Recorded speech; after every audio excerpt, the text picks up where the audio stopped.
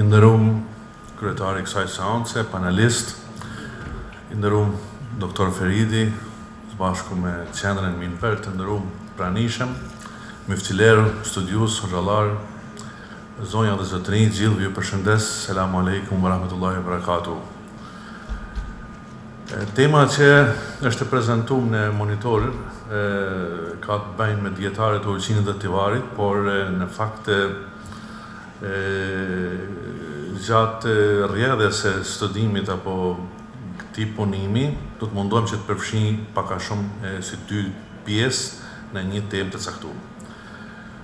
Në vilajetin e Shkodrës, qytetet si Shkodra, Tirana, Ulqini, Podgorica, Tivari, Durrësi, Kavaja, Kruja, gjitha këto ishin pjesë të këtij vilajeti, u shndruan në qendra të rëndësishme të dijes islame, e medreset e këtyne vendeve ishin themeli I formimit të ulemas, imamëve, duke përgatitur brezat dietarësh që lanë gjurmë në jetën fetare, kulturore dhe arsimore.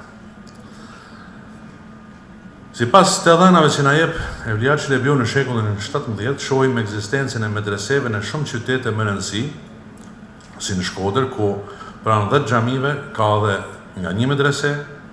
po kështu në Tivar, e cila ishte krahinë e Ulqinit dhe Vare nga sanxhaku I Shkodrës, kishte një mekteb, një medrese. Një herë në kalana e Ulqinit ndodhej edhe mektebi I madh apo mektebi I Kebir, ku paga ditore varionte në situata nga 10 deri në 30 akçe në ditë. Por bushatlit qenë të paret që themeluan, do të thoja, institucione serioze mesimore siç kanë qenë medreset, e para medreseja Qafes apo medreseja e epërme, siç I thojnë në gjuhën shqipe, që ndodhet në fund të kalasës së Shkodrës, e ndërtuar në gjysmën e dytë të shekullit 17 nga Mehmet Pash Plaku, 18 më falni.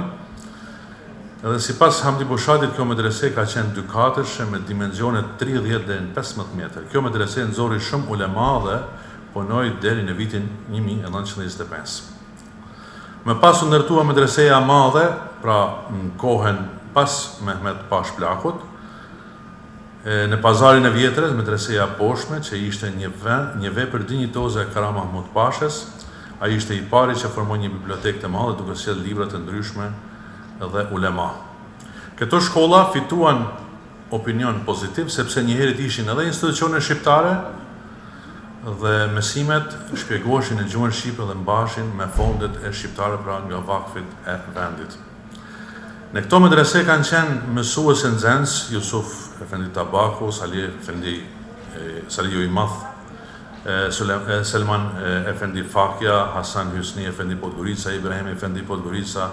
Hashishe Shamia, Hafiz Halid Bushati, Selim Efendi Çoba, Mulla Veli Anamali, Haxhi Osman Efendizade, Mehmet Efendizade, që ka qenë të medreseja poshtme. Një emër I shqumë, po kështu ka qenë edhe midorisi I njoftun Daud Boriçi. Pas Shkodrës edhe qytetet e tjera të vilajetit dhanë kontributit e tyre. Në medresen e Ulqinit figura si midorisi Salih Efendi Hyli, I cili ka linë në vitin 1820 dhe ka ndruar vjetë në vitin 1900, u dallu për dijen dhe për kushtimin e tyre. Nga ai dolen disa dietarë si Hafiz Ali Ulqinaku, shkrues I Mevludit dhe disa broshurave për mektebet në shkollat fillore, I cili vazhdoi mësimet në medresen e Ulqinit deri tek libri Molla Fenari. Pra, domethënë, edhe në bazë të shënimit të Sigjili Ahval I tij, ai difton që ka marrë mësim deri te Molla Fenari, pra në medresen e Ulqinit. Po kështu në këtë medresen nga Salih Efendi Hyli mori ixhazetin Kadi Hysejn Mujali, I cili në periudhën pas kalimit të Ulqinit në Malin e Zi, ai do të emërohej si Kadi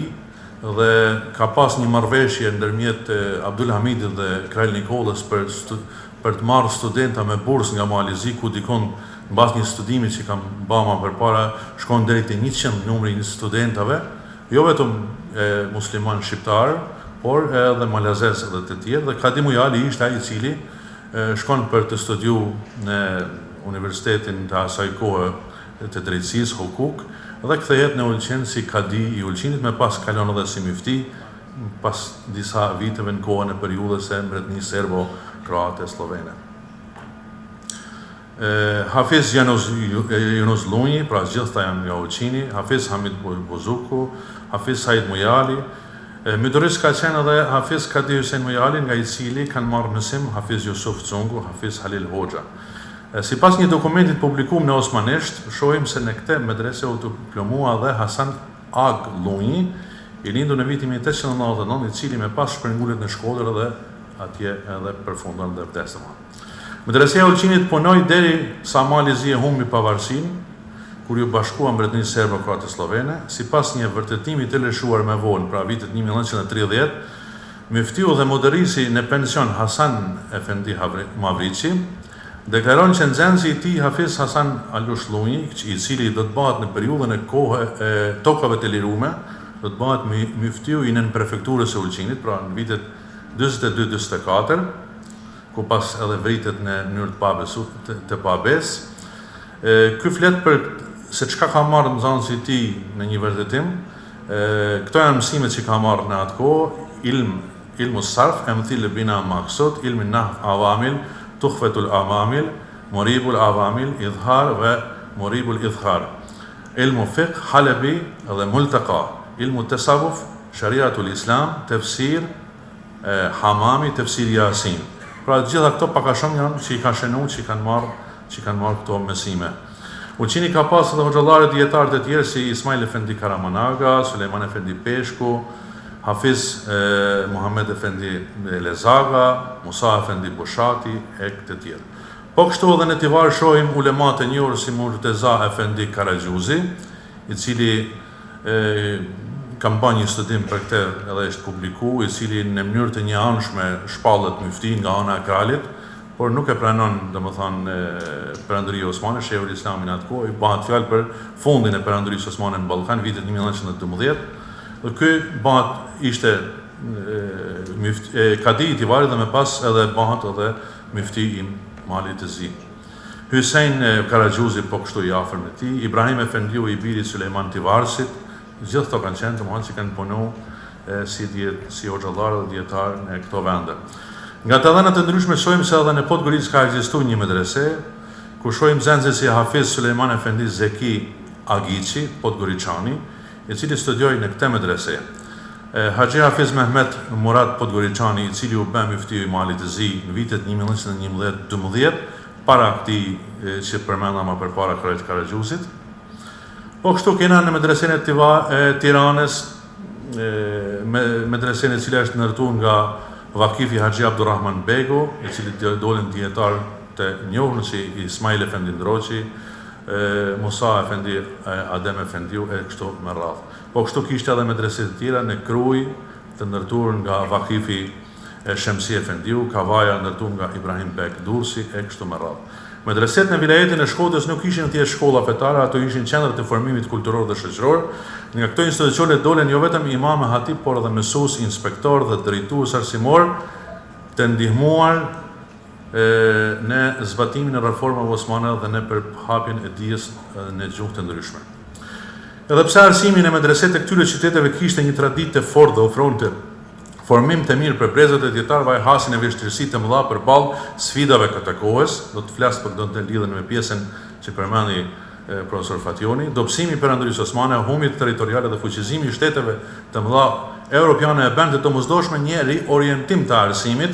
Nevoja për reforma arsimore u ngjet gjithnjë më shumë, sepse medreset klasike me gjithë vlerën e tyre nuk mund të përballonin më kërkesat e një shoqërie që po ndryshonte me ritme të shpejta. Reforma arsimore në Perandërinë Osmane filluan me Tanzimatin që në vitin 1839 dhe kulmuan me ligjin për arsimin e vitin 1869-1876,